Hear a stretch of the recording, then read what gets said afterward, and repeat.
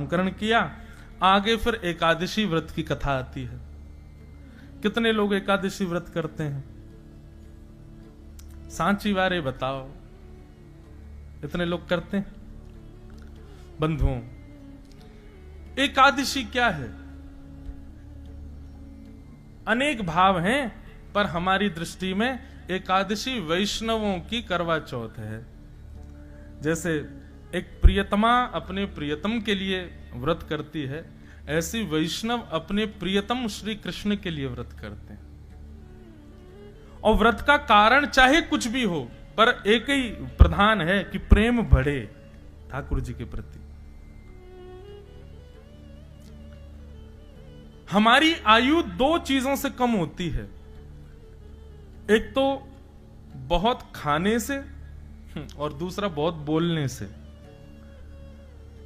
दो चीजों से आयु पर असर पड़ता है। जितना ज्यादा खाओगे उतनी जल्दी आप अलविदा कह जाओगे, और जितना ज्यादा चपड़ चपड़ संसार की बातें करोगे उतनी जल्दी आयु आपकी कम होगी। व्यक्ति जब व्रत करता है तो अन्न नहीं खाता, और जब वो अन्न नहीं खाता तो उसकी एक दिन की आयु बढ़ जाती है। एक ही दिन की बढ़ती है बस। आज पूरे दिन हमने अन्न नहीं पाया, एक दिन की आयु बढ़ेगी।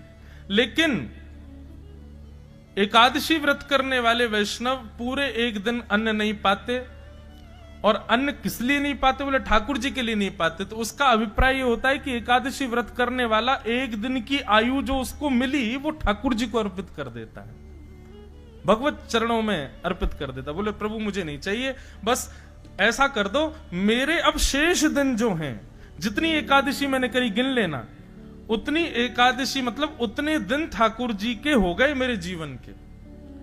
कई लोग कहते महाराज जी एकादशी का उद्यापन कर लें। उद्यापन का मतलब हो जाता है कि फिर उसके बाद एकादशी ना करो तो चलेगा। मुझे ऐसा लगता है कि क्यों करना है? जब तक धराधाम पर हैं तब तक एक एक, वैसे तो हम हर दिन ठाकुर जी को दें, लेकिन 15 दिन में से एक स्पेसिफिक एकादशी का दिन यदि ठाकुर जी को ही अर्पित हो जाए तो इसमें बुराई क्या है? हम उससे छुट्टी क्यों चाहते हैं?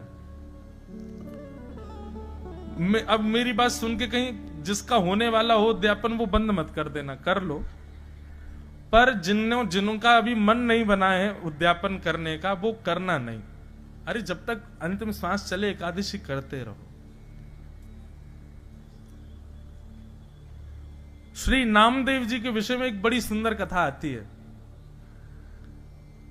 नामदेव जी एकादशी का व्रत करते थे, लेकिन वो स्वयं करते थे